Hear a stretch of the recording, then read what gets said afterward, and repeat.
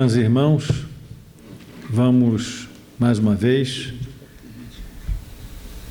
elevar nossos pensamentos a Deus, a Jesus, aos nossos amigos espirituais e rogar proteção e amparo para que tenhamos as ideias e as palavras mais adequadas a tudo aquilo que a espiritualidade superior tem programado para essa noite de hoje.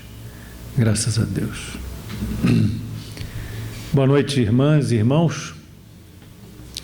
É interessante que abrimos ao acaso, entre aspas, um capítulo desse livro Fonte Viva, cujo título é O Herdeiro do Pai.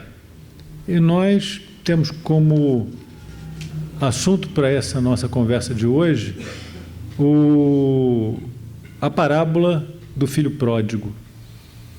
A parábola do filho pródigo também é conhecida como a palavra do filho perdido e, por alguns estudiosos, também chamada de a parábola do pai e seus dois filhos. Todo mundo, todo cristão, na verdade, já deve ter se deparado, se não na leitura direta do Evangelho de Lucas, mas em algum texto que comente a doutrina cristã, já deve ter se deparado com citações a essa parábola. É uma das parábolas mais ternas e misericordiosas que Jesus nos deixou. Ela está dentro de um contexto. Isso aí é uma coisa muito interessante, muito importante se dizer. E algumas pessoas que estudam o Evangelho, ou que estão lendo o Evangelho, elas costumam dizer que não entendem muita coisa do Evangelho. Ora, é porque o texto é vazado em termos, digamos assim, muito eruditos, numa forma de falar que já não é muito atual. Ora, porque realmente não conseguem compreender a situação geral em que Jesus se encontra.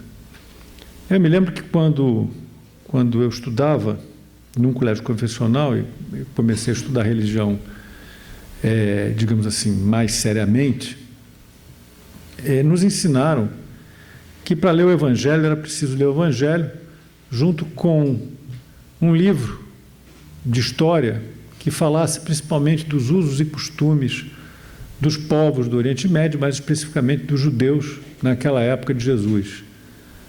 E um outro livro, que na verdade fosse um atlas histórico-geográfico, para a gente conseguir entender aquela geografia da Judéia, daquela região do mundo na época de Jesus, para que a gente pudesse saber onde é que estavam as cidades, qual era a distância entre as cidades e como é que Jesus podia andar de um lugar para o outro e aparecer, ora em Cafarnaum, ora ele já estava a caminho de Jerusalém, ora ele estava na Samaria, na Galiléia, e quais eram essas distâncias que não são tão grandes assim, e que podem ser perfeitamente percorridas a pé, e se entender essa longa jornada, por exemplo, de Jesus indo de Cafarnaum, indo da Galiléia até Jerusalém, a sua última viagem até Jerusalém. E é justamente nessa longa jornada messiânica, que é longa no sentido espiritual, mas não é tão longa no sentido da distância percorrida, que não é assim tão grande. Normalmente, se a gente comparar com as distâncias que nós temos no Brasil, onde 400 quilômetros é a distância média entre as cidades importantes, e até mais. Para ir, por exemplo, daqui para Curitiba, que a gente estava falando de Curitiba, são 1.200 quilômetros. E é uma coisa que a gente faz num dia de viagem. Hoje em dia, com os meios que a gente tem, até menos de avião, mas eu digo de carro, um dia de viagem, menos até, 12 horas de viagem. 1.200 quilômetros. Então, para nós, as distâncias que existem lá no Estado de Israel, no moderno Estado de Israel, ou naquela terra, na época de Jesus, são distâncias bem modestas e que eram percorridas a pé por Jesus. Mas, enfim, a gente tem que entender o contexto. Em que contexto está essa parábola? Primeiro está no contexto da última viagem de Jesus a Jerusalém. Jesus está indo para Jerusalém para encontrar aquilo que as Escrituras, aquilo que as profecias diziam em relação ao Messias, ao Salvador, que era o seu martírio, a sua crucificação, sua perseguição, crucificação pelos homens. Segundo, existe o contexto em que surge essa parábola. Essa parábola não surge sozinha, ela surge junto com outras duas parábolas. Primeira parábola que Jesus nos diz nesse momento é a da ovelha perdida. Depois ele fala da dracma, ou da moeda, ou do dinheiro perdido. E depois, finalmente, ele nos conta a parábola do filho perdido ou do filho pródigo. E isso foi dentro de uma situação em que Jesus, ele estava numa casa de fariseus, escribas, porque Jesus, ele era convidado também por fariseus e escribas, às vezes até de maneira provocativa, a compartilhar cerimônias dentro das sinagogas, compartilhar inclusive as refeições na casa desses fariseus, desses escribas. E nessa ocasião, na presença de fariseus e escribas, Jesus, ele atendia, ele era procurado por publicanos, procurado por populares, inclusive por gente de pouco prestígio social e até pessoas que eram consideradas indesejáveis. Ele era procurado por essas pessoas e ele atendia a todos. A todos ele recebia e para todos tinha uma palavra. E os fariseus e escribas, eles comentaram entre si e comentaram com os apóstolos como é que ele, Jesus, o mestre, o rabino, o rabi, ele se dava ao desplante de atender aquelas pessoas, de ouvir aquelas pessoas. E Jesus ouviu os comentários deles. E Jesus, ouvindo o comentário deles, nos deixou essas três parábolas. Na primeira parábola, em síntese, ele diz que um pastor que tem 100 ovelhas, em tendo perdido uma ovelha, irá deixar as outras 99 para procurar essa ovelha perdida. E quando houver encontrado essa ovelha perdida, ele fará uma festa, ele vai se regozijar junto aos outros pastores, dizendo: eis que encontrei a minha ovelha perdida. Na parábola da dracma perdida, ele pergunta: qual é a mulher, a dona de casa, que, tendo perdido uma moeda, não vai varrer a sua casa e procurar até encontrar a moeda perdida? E quando encontrá-la, irá se regozijar e dizer a todos em casa: eis que encontrei a moeda que havia perdido.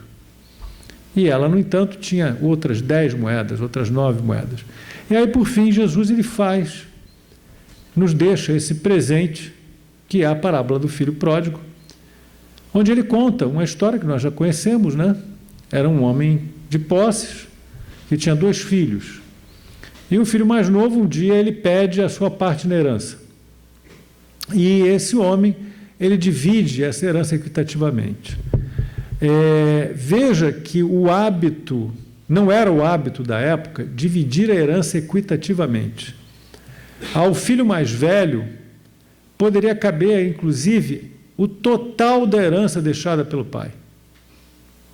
Era uma disposição do pai, era a vontade do pai que determinava como seriam divididos os bens, sendo que o primogênito, ele tinha o direito à herança total, se o pai não dispusesse claramente que uma determinada parte da herança pertenceria aos outros filhos ou ao filho mais novo. Ali, no caso dessa parábola, já começa com essa posição do pai, que generosamente divide igualmente a herança dos filhos. O filho mais novo pede a sua parte da herança e o pai, dos bens que ele dispunha, já os divide igualmente entre o filho mais novo e o filho mais velho. E o filho mais novo faz o quê? O filho mais novo pega a sua parte da herança e ele parte para um outro país. Ele deixa a casa paterna, deixa toda a família para trás e vai sozinho para o mundo, vai para um outro país. Figuradamente, isso representa, ou o pai de família representa Deus. E os filhos representam, todos nós, os filhos de Deus. E esse filho mais novo, que deixa a casa paterna, representa aquela parcela da humanidade que não dá atenção às coisas do Espírito, não dá atenção às coisas de Deus. Veja que também no ato da divisão dos bens existe uma imagem muito bonita que nos comunica que Deus, ele repartiu igualmente os dons entre todas as suas criaturas. Não há criaturas privilegiadas na sua obra. Não existe a figura daquele que, esse Deus sorriu para ele na hora em que ele foi criado, porque ele tem sorte, ele tem uma sorte que é muito maior do que a sorte das outras pessoas. Não existe sorte. A herança do pai, ela é comunicada de acordo com a necessidade de cada filho. É comunicada a cada filho de acordo também com a possibilidade que cada um tem de fazer com que essa herança se multiplique. E quando eu falo de herança, obviamente, eu não estou me restringindo às questões puramente materiais. Eu estou falando das questões do intelecto, das questões do espírito, o caráter.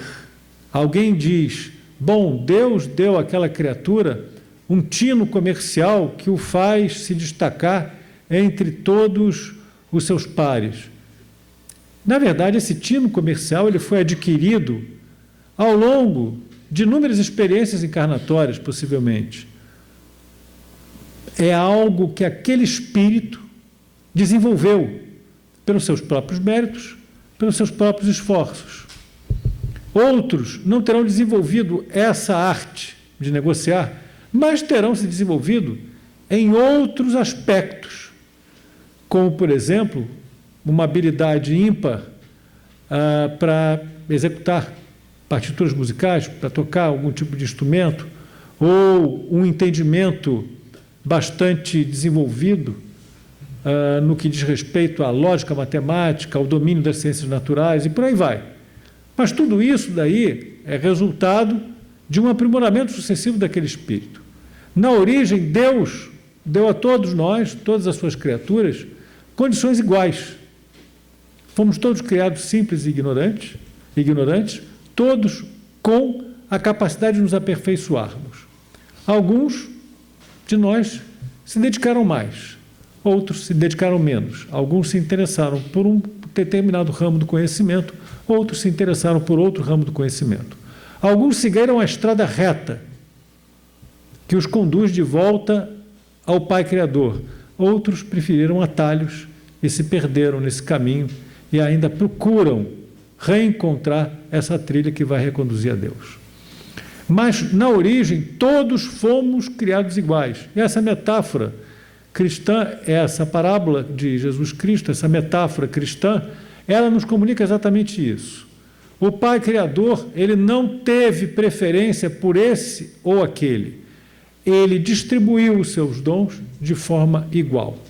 Cada filho tem uma parcela do divino em si, tem uma parcela do divino consigo e fará uso de acordo com as suas inclinações, com as suas escolhas.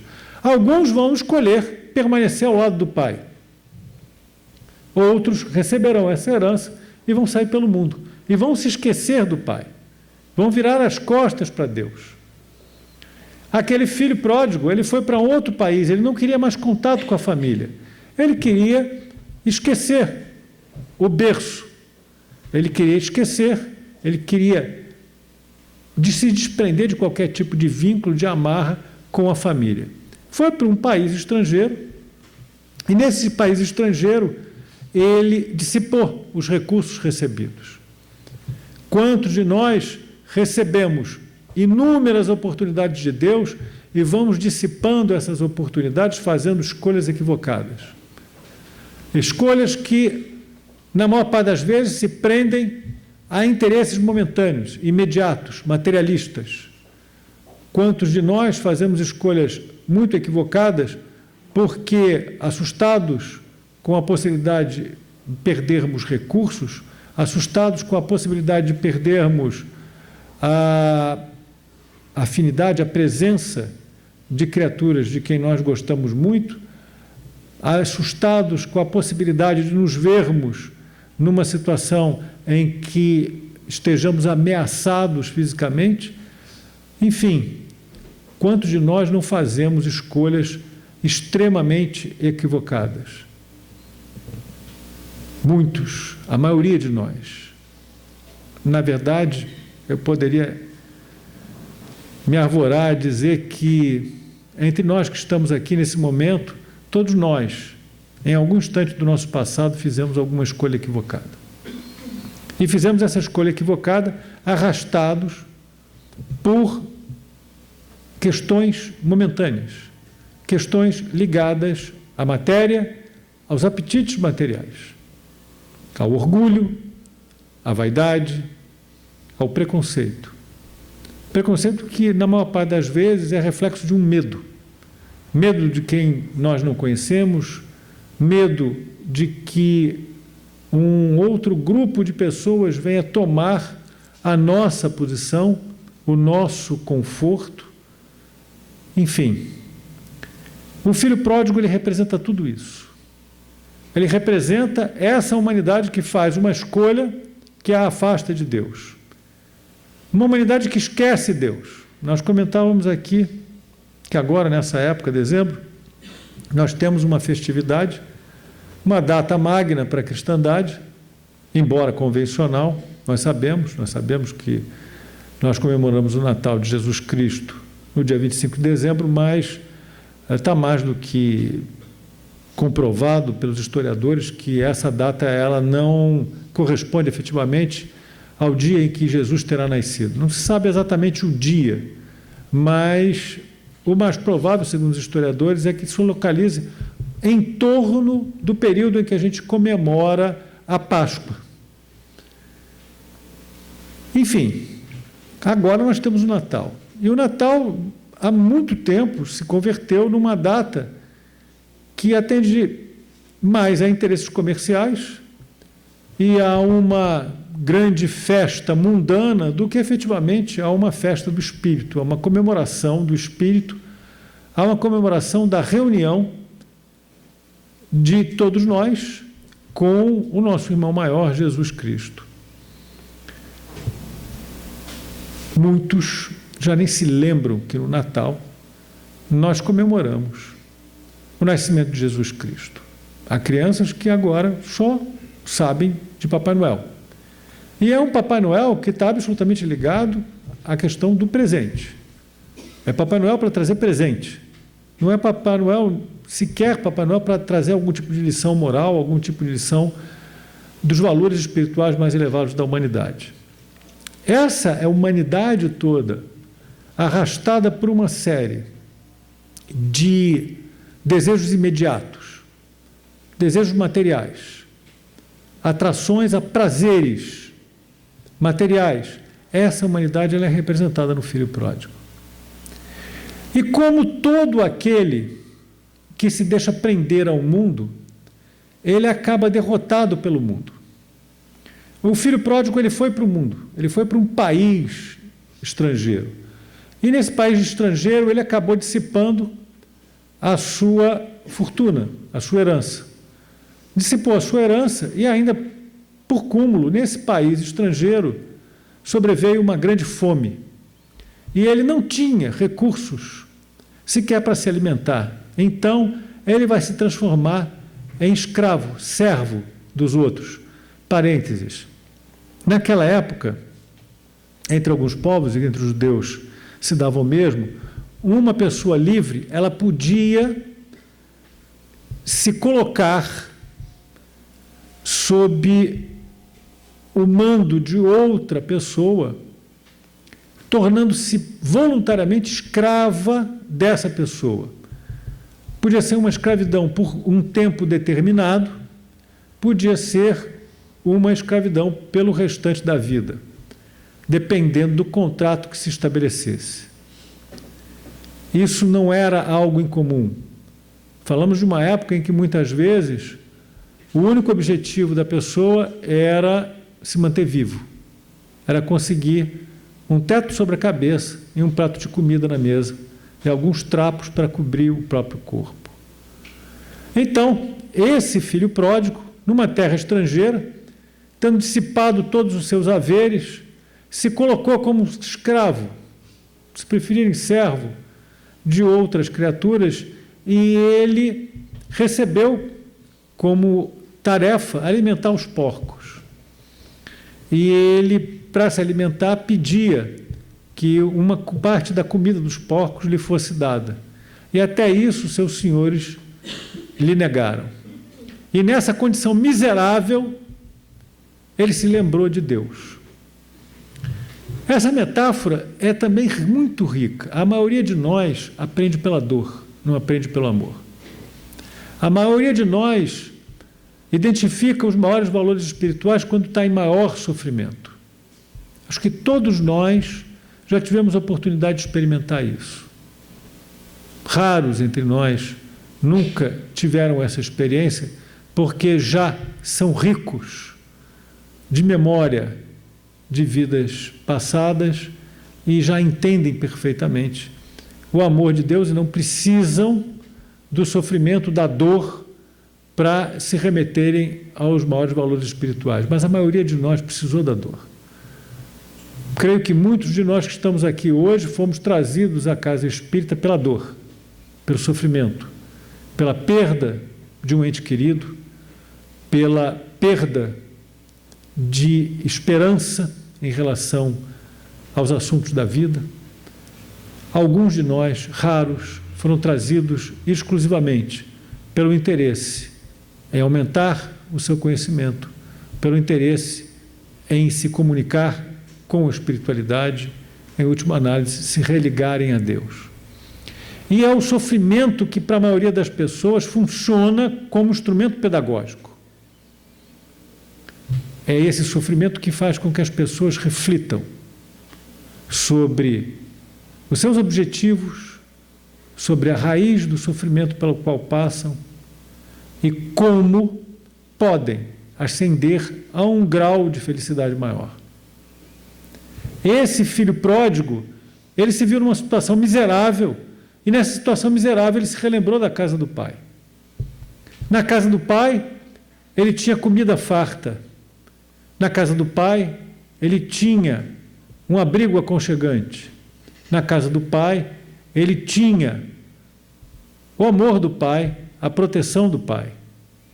Lá, naquela terra distante, ele era só um servo, um escravo, que nem a comida dos porcos conseguia obter. Andava em andrajos e não tinha um abrigo sobre sua cabeça. E aí ele decidiu retornar à casa do pai.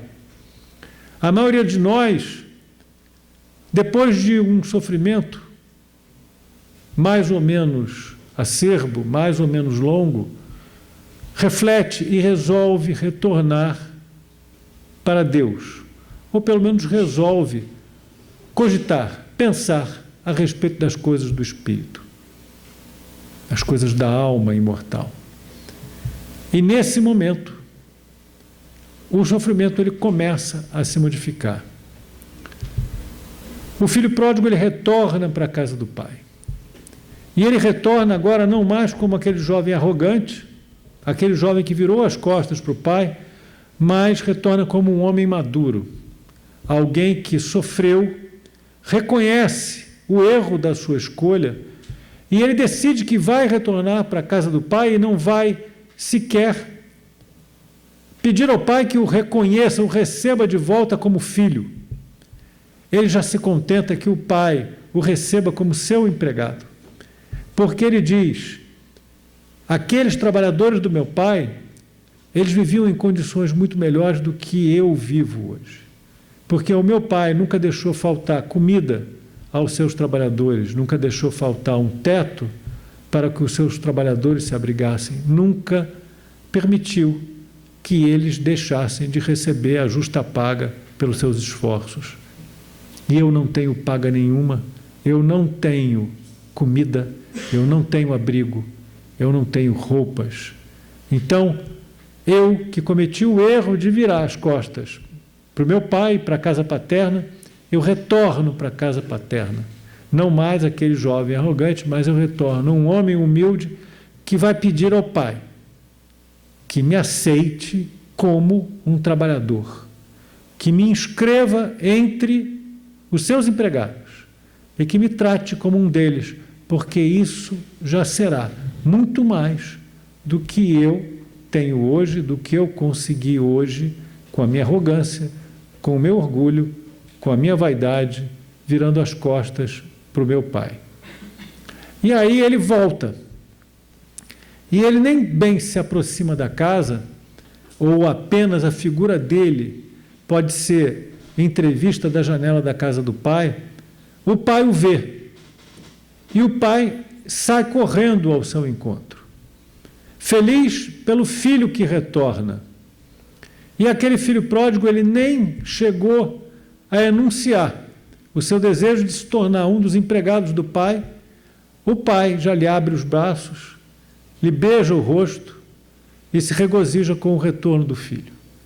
E anuncia a todos da sua casa: eis que retorna o meu filho perdido. Vistam-no com as melhores roupas, deem sandálias que cubram seus pés, coloquem-lhe um anel valioso no dedo e vamos matar um dos cevados que temos para oferecer um lauto banquete e em torno da mesa vamos comemorar o retorno do meu filho. Isso representa o enorme amor de Deus. E, na verdade, Jesus, ele não diz, vamos comemorar o retorno do meu filho. Jesus diz, vamos comemorar a minha alegria em receber o meu filho de volta. Isso é importante.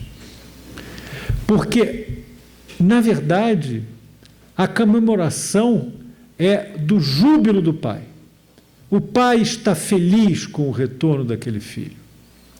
Deus, ele espera que cada um de nós, que nos afastamos dele, retornemos um dia ao seu aprisco, retornemos um dia aos seus braços.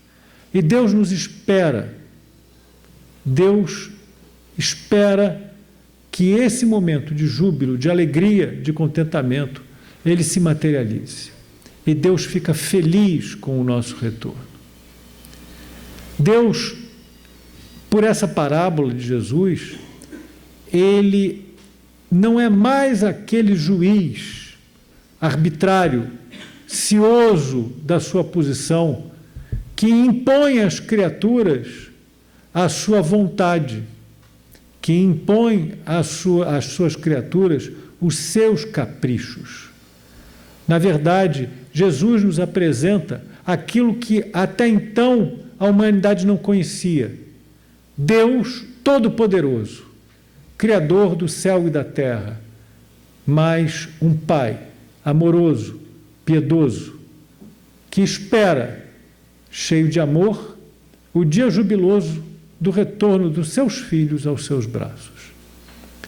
Aquele pai, ele recolhe o filho pródigo e não cobra desse filho onde ele andou, por que por tanto tempo não se comunicou, por que só agora retorna em andrajos, esquálido, faminto, por que não o procurou antes? Por que deixou a casa do pai? Por que exigiu a sua parte da herança antecipadamente para virar as costas ao seu lar paterno? Aquele pai não cobra nada disso. Ele só diz, vamos festejar a minha alegria, porque eu tenho meu filho de volta. Ele festeja o retorno do filho pródigo. Ele festeja a alegria de tê-lo de volta. os nossos amigos espirituais, os espíritos superiores, eles se rejubilam com as nossas vitórias. Eles se rejubilam, tanto quanto o Pai, com superarmos as nossas dificuldades morais, as nossas fraquezas, as nossas paixões. Somos arrastados pelas paixões do mundo. Numa época como essa, em que deveríamos comemorar o nascimento de Jesus, nós nos deixamos arrastar por uma série de paixões, e alguns de nós só se preocupam com essas paixões. Uma paixão muito atual é esse consumismo desenfreado, onde um camarada tem um celular que vale R$4.000 e ele se empenha às vezes o que não tem para comprar um celular de R$7.000. Eu estou falando isso porque eu fiquei pasmo outro dia, eu não sabia que existia um celular de R$7.000. Já me falaram que tem celular de R$10.000.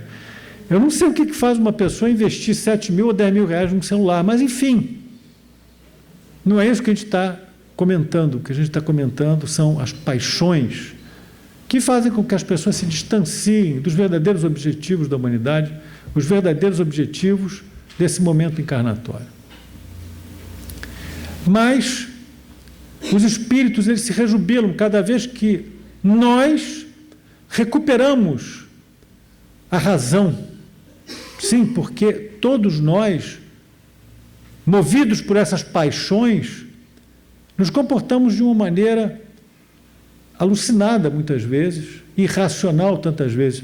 Eu me lembro, abrindo um parênteses, que quando eu tinha uns 15, 16 anos, assistindo às sessões públicas lá na casa que me abriga até hoje, existia um médium que muitas vezes era chamado a fazer a oração final das nossas reuniões públicas, e ele costumava iniciar essa oração, ou lá no meio da oração ele dizia: Pai, ajuda-nos, a nós, dementados, recuperarmos a nossa razão. E eu me lembro com 15, 16 anos, quando eu escutava ele falar, nós, dementados, eu pensava lá comigo assim, dementados quem, o homem branco? Só se for você, porque eu não sou dementado. Mas aí eu cheguei aos 60 anos e digo, dementado sim. Dementado, alucinado por arrastamentos, paixões, juízos equivocados. Então nós, que perdemos a razão em tantos momentos, em algum instante recuperamos essa razão. E os espíritos bons, amigos, arautos do Evangelho, eles se rejubilam com esse nosso retorno à razão. Recuperar a razão. Voltou a se comportar como o filho daquele pai generoso e não como o pródigo que abandonou o lar paterno. Mas aí, nessa festa de acolhida, nessa felicidade que o pai demonstra, chega o filho obediente, aquele que permaneceu no lar paterno. E ele vê tudo aquilo e ele pergunta, mas o que se passa? É o teu irmão que retornou. E o filho obediente, ele se recusa a entrar na casa do pai. E ele diz, mas como? Como assim uma festa para ele que se afastou? Enquanto eu permaneci aqui o tempo todo, obediente, respeitando as regras do meu pai, trabalhando em seus campos, e ele nunca me deu sequer uma reis magra para que eu pudesse comemorar com meus amigos. O que representa esse filho obediente? Fundamentalmente, ele representa aquelas pessoas que manifestam externamente obediência e amor ao Pai, obediência e amor a algum tipo de preceito religioso, filosófico, mas que internamente não vive a religião, que internamente não ama o Pai, respeita, pro forma, regras, regulamentos. Jesus endereçava isso àqueles fariseus e escribas que estavam criticando o fato dele receber, conversar e doar seu tempo àquelas criaturas que eram consideradas indesejáveis da sociedade judaica. Mas ele também estava endereçando uma crítica a todos nós que somos muito religiosos, somos muito cristãos, somos muito espíritas, mas não fazemos o que os espíritas deveriam fazer, o que os cristãos deveriam fazer, o que todos os religiosos deveriam fazer. Em alguns de nós não há a virtude da justiça, que é reconhecer o direito em quem tem o direito, como dizia Tomás de Aquino, mas em muitos de nós existe o desejo de vingança. Eu quero justiça. Não, eu quero a punição para aquele que cometeu algum tipo de agravo contra mim. Eu não encontro equilíbrio em minhas ações, porque não encontro em meus irmãos, como aquele filho obediente que ele não se refere ao irmão como irmão, fala em aquele, ele, mas não diz o meu irmão. Nós nos referimos muito ao outro, aquele, mas não nos referimos ao nosso próximo, ao nosso irmão. Somos obedientes, obedientes sim na forma. Toda segunda-feira eu vou no centro receber passe. Escuto lá umas pessoas que falam, às vezes falam umas coisas interessantes, a maior parte do tempo me dão sono. Mas depois eu recebo passe, e depois daquela hora e meia eu vou para casa, eu estou redimido. Não, você não está redimido de nada. Me atrevo a dizer, inclusive, que o passe tem um valor diferente para cada um. Aliás, isso foi um tema de conversa com um irmão espírita, quando nós nos encontramos no metrô e viemos conversando, e ele dizia exatamente isso para mim.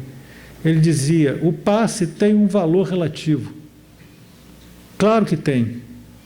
Claro que tem. Algumas pessoas são um grande copo limpo, recebendo a água pura do passe. Outros são uma canequinha suja. O que vai caber ali? Pouca água. Por quê? Não tem a mente aberta, o coração aberto, a disposição em receber, a disposição em se purificar de uma série de conceitos equivocados que adotou no passado e que ainda está praticando. Como eu disse, espíritas que não se comportam como espíritas, cristãos que não se comportam como cristãos, religiosos que não se religam ao Criador, apenas cultuam e repetem fórmulas, formas de proceder, como se aquilo os conduzisse à salvação. É o filho obediente. Ele talvez compreenda menos o pai do que o filho pródigo que retorna, que entende o júbilo do pai, que humilhado, derrotado pela vida, amadureceu e agora retorna para a casa do pai, cheio de disposição em obedecer ao pai, mas agora obedecer por reconhecimento e amor, e não por uma fórmula imposta. Aquele filho obediente, ele representa os fariseus e os escribas da época de Jesus, presos a fórmulas, receberam uma herança, receberam a palavra, receberam um ensinamento, mas o que fizeram? Deixaram que essa palavra, esses ensinamentos morressem em seus corações. Aquele filho obediente recebeu a herança, mas o que fez com a herança? Investiu? Produziu? Não. Ele continuava na casa do pai. Ele continuava recebendo as benesses do pai. Ele continuava trabalhando nos campos do pai, mas na sua herança ele não tocou em nenhuma parte. Também não a devolveu ao pai. Separou-a para si, deixou-a guardada e continuou com uma vida de forma, onde efetivamente não amava o pai. Até quando ele reclama do fato do pai nunca ter abatido uma res para lhe dar, Ele fala não em uma festa com o pai, mas ele fala em comemorar com os amigos.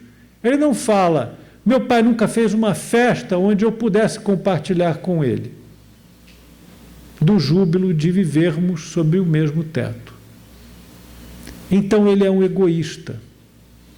Muitos de nós religiosos, pessoas que sabem, reconhecem que existe Deus Pai Todo-Poderoso, Criador de todas as coisas, que sabem, que reconhecem que existe uma justiça divina que se aplica a toda a sua criação, muitos de nós continuamos com todo esse conhecimento, com toda essa herança, mas não a utilizamos de forma nenhuma, porque não conseguimos reconhecer no nosso irmão o irmão, no nosso próximo o próximo.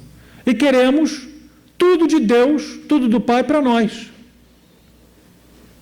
E mais, de alguma forma, tendo desenvolvido um sentimento religioso tão enviesado, tão egoísta, queremos até a punição daqueles que não creem como nós acreditamos. Ah, não, se não for espírita, vai ter que ficar no umbral. Porque espírita vai para o nosso lar. Quem não é espírita fica no umbral. Bobagem. Bobagem.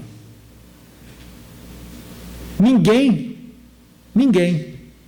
recebe da economia divina, senão de acordo com o bem que tiver produzido.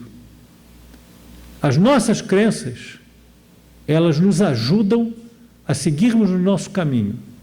O Espiritismo é um mapa. O caminho está diante de nós e aqui está o mapa. O mapa que vai te conduzir à felicidade. O mapa que vai te conduzir à reconciliação com Deus. Eis aqui o mapa. Agora, sabemos todos ler o mapa? Sabemos todos ter disciplina para, durante a caminhada, percorrermos essa trilha a passos largos, todo dia, um tanto? Muitos de nós, com o mapa na algibeira, com o mapa no bolso, nós vamos parar nas tabernas do caminho. Nós vamos nos deixar ficar no acostamento dessa estrada. Em vez de andarmos 300 passos por dia, vamos andar 50, porque 300 cansa muito. Mas todos nós temos um mapa. As religiões são mapas. Alguns mapas são mais ilustrados, mais ricos, bem desenhados. Outros mapas são mais pobres, toscos. São, no entanto, todas as religiões mapas para conduzir a criatura de volta ao seu Criador. Mas não basta ter o mapa.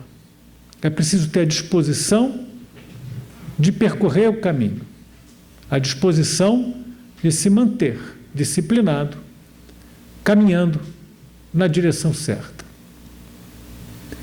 E religiosos, muitos se comportam como o filho obediente. Eu tenho a forma, eu tenho o mapa, isso me salva. Não, isso não te salva. O que te salva é seguir o que está no mapa. É praticar o que está ali. Praticar sem demora. Praticar todo o tempo. Praticar o tempo todo. Essa parábola do filho pródigo, ela é um dos capítulos, na verdade, o capítulo 15 todo de Lucas, é conhecido como o capítulo da ternura e misericórdia. E Lucas, entre os 4 evangelistas, era talvez o mais culto. Talvez não, certamente era o mais culto deles. Sendo que Mateus também não era um homem desprovido de cultura e de educação, digamos assim, formal, embora não existisse esse conceito de educação formal naquela época. Mas Lucas é o mais poético dos 4. Mateus ele é bem conciso. Mateus é o próprio publicano, né? O próprio sujeito que passou a vida dedicado à contabilidade. Mateus é o meu evangelho preferido, porque ele é direto. Muitas vezes ele é raso, mas ele é direto. Lucas é poético. Lucas ele enriquece com muitas flores, esse jardim que é o Evangelho. E é justamente nesse capítulo da ternura e misericórdia que a palavra de Lucas se reveste com mais cores, com mais aromas, e mais nos toca o coração. O retorno do filho pródigo à casa paterna. Essa é a imagem, se não para todos nós, para a maioria de nós. A maioria de nós já teve um momento em que disse: como pude chegar aqui? Como fiquei tão distante de Deus? É a hora de eu retornar a Deus.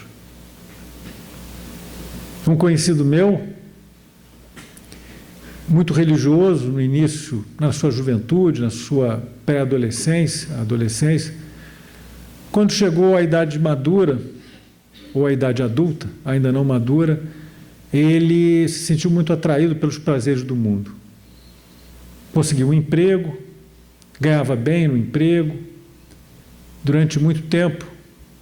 Ele também, um moço bonito, tinha os favores de muitas moças que se interessavam por ele, mas ele se desviou um bocado do caminho. E uma vez, conversando com ele, ele disse assim para mim: quando eu percebi que meu mundo estava vazio, eu chorei. Chorei sozinho, porque não tinha ninguém do meu lado para me dar o ombro, para me abraçar. Porque eu já não tinha mais o meu pai, não tinha mais a minha mãe, e eles partiram sem que eu tivesse dado atenção. E ali, um homem maduro, sozinho, chorando, eu pedi a Deus que Ele me devolvesse só uma coisa: a minha ingenuidade. A ingenuidade que eu tinha quando era um adolescente e que eu tinha perdido naqueles anos em que fui tão atraído pelos prazeres do mundo. E nenhum desses prazeres do mundo me alimentou a alma, como o filho pródigo que passou fome no país estrangeiro. Quem se distancia de Deus, mais cedo ou mais tarde, sente esse vazio da alma, a falta do alimento da alma, alimento que nos mantém, que nos sustenta, porque é isso que efetivamente faz com que nós avancemos.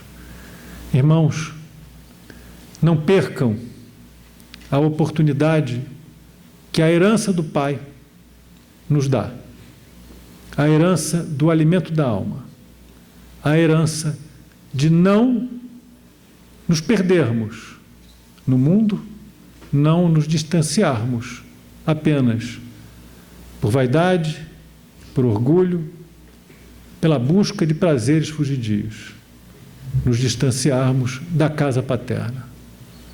Continuemos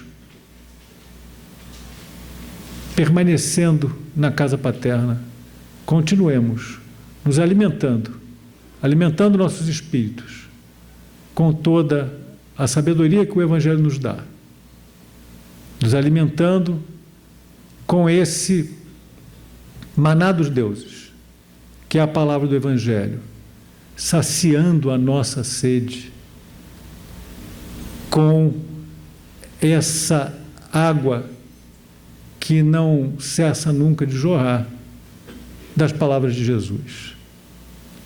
A verdadeira fonte de saciedade, como disse Jesus para aquela samaritana lá no poço de Jacó. Irmãos, eu recomendo a todos que procurem ler essa parábola. Existem algumas indicações, inclusive indicações que a casa aqui me ofereceu para que eu estudasse antes de vir falar com os irmãos. Existe um livro de Karl Schutel, um grande espírita, já desencarnado há muitos anos, muitas décadas, na verdade. Esse livro é intitulado Parábolas e Ensinos de Jesus, tem inclusive na internet para baixar com PDF, se ninguém quiser comprar. Às vezes é bom comprar um livro espírita, sabe, para incentivar que outros autores espíritas continuem produzindo. Mas quem não quiser comprar pode baixar da internet, tem em PDF. E existe um outro livro do Rodolfo Caligares, bastante conhecido, Parábolas Evangélicas. Ambos autores fazem análises muito profundas, muito percussientes dessa parábola e comunicam bem mais do que isso que eu pude transmitir aos irmãos. E como eu sempre digo, o maior beneficiado nessa conversa sou eu, porque estudos de organizações que se dedicam à pedagogia, ao ensino, etc., estabelecem que a pessoa que se dispõe a falar sobre um assunto retém 95% daquilo que é comunicado. As pessoas que apenas escutam sobre o assunto retêm 5%. Meus irmãos, está muito desequilibrado isso daqui. Eu fiquei com 95%. Sou muito feliz. Vocês ficaram com 5%. Isso é um dado científico, pedagógico. Se vocês querem ficar com mais do que 5%, leiam, estudem e comuniquem para os outros. Porque parte de obedecer o Pai é dividir com os outros a herança que recebemos. Eu fiquei com 95%. E nessa economia divina, o mais legal é o seguinte: eu fiquei com 95%. Tentei dividir com vocês. Vocês ficaram com 5%. Esses 5% não saíram dos meus 95%, não. Porque a economia divina é assim: quanto mais você resolve dar, mais você retém. A economia divina nunca divide, ela só multiplica. Irmãos, 5% é pouco para vocês. Vocês merecem mais. Procurem na literatura espírita as muito nobres e profundas estudos e interpretações dessa parábola evangélica, que ela é muito rica. Graças a Deus, graças a Jesus e a todos os nossos amigos espirituais por essa noite.